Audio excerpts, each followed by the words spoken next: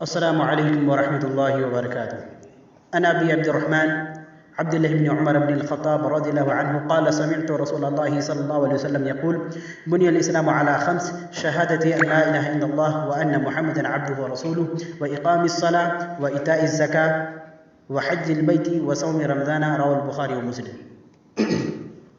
आशा गर्दछु सबै दाजुभाइ दिदीबहिनीहरू सन्चै हुनुहुन्छ।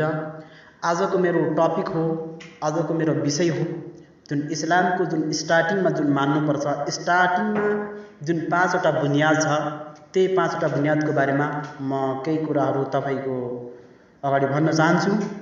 कृपया सुनिदिनुहोस् होला।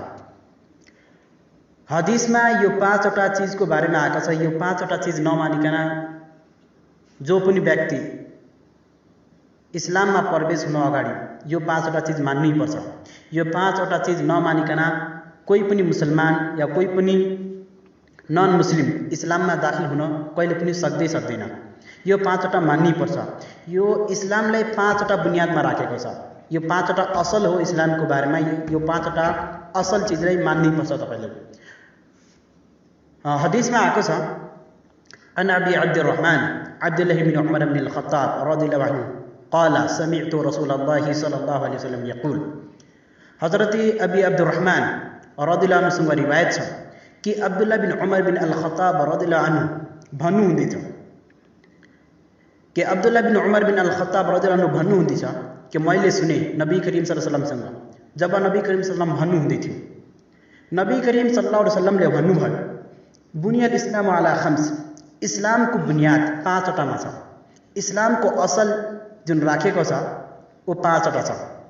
1 नम्बरमा आउँदैछ शहादती अल्ला इलाहा इल्लल्लाह व अन्न मुहम्मदन अब्दुहु व रसूलुहु, यानी गवाही दिन। 1 नम्बरमा तपाईको आउँदैछ, 1 नम्बरमा गवाही दिन, यानी एक्सेप्ट गर्नु कि अल्लाह ताला बाहेक कोही पनि छैन, यानी अल्लाह ताला बाहेक कोही पनि पुज्ने लायक छैन। ला इलाहा इल्लल्लाह, अल्लाह ताला बाहेक कोही पनि छैन। व अन्न मुहम्मदन, र मुहम्मद सल्लल्लाहु अलैहि वसल्लम अल्लाहको बन्दा र उसको रसूल हो। यो तपाईले मान्नै पर्छ। 1 नम्बरमा तपाईको यो भन्दाखेरि तपाईले मान्नै पर्छ कि एक्सेप्ट गर्नु अल्लाह ताला बाहेक कोही पनि छैन र मुहम्मद सल्लल्लाहु अलैहि वसल्लम अल्लाहको बन्दा र उसको रसूल हो। यो तपाईले मान्नै पर्छ। 1 नम्बरमा यो छ। 2 नम्बरमा तपाईको आउँदैछ व इकामिस सला, यानी नमाज पढ्नु। जुन 5 वक्तको नमाज छ, जुन 5 टाइमको नमाज छ, यो 5 टाइम तपाईले नमाज पढ्नै पर्छ। इस्लाममा प्रवेश हुनभन्दा अगाडि, इस्लाम कबुल गर्नभन्दा अगाडि यो तपाईले मान्नै पर्छ, नमाज पढ्नै पर्छ। व इकामिस सला, पहिलो नम्बरमा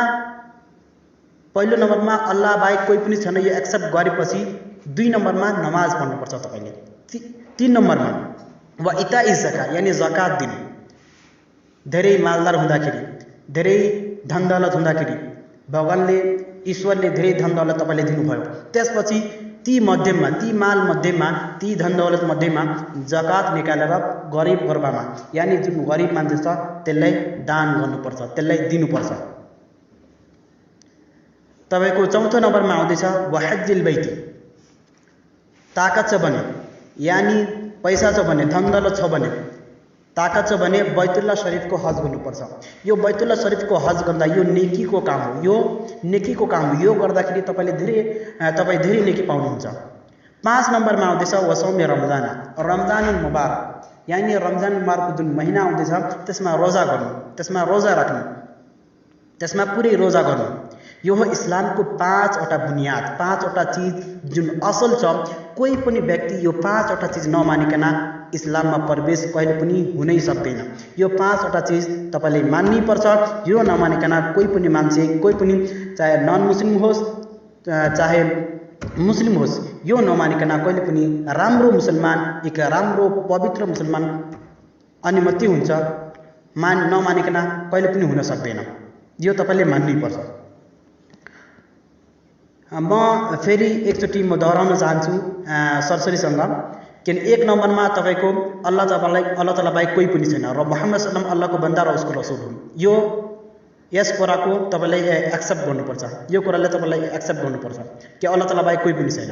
2 नम्बरमा नमाज पढ्नु, 3 नम्बरमा जकात दिनु, 4 नम्बरमा बैतुल्लाह शरीफको हज गर्नु, 5 नम्बरमा रमजानुल मुबारकको रोजा गर्नु, अन्तमा म यी कुरामध्ये म आफ्नो कुरा टुङ्ग्याउन चाहन्छु र प्रार्थना गर्दैछु अल्लाह रब्बुल आलमीनसँग कि अल्लाह रब्बुल आलमीन यी पाँचवटा चिजलाई हामीहरूलाई राम्ररी अदा गर्न तौफिक दिनुस् र राम्ररी गरेर हामी जन्नतमा जान ताकत दिनु।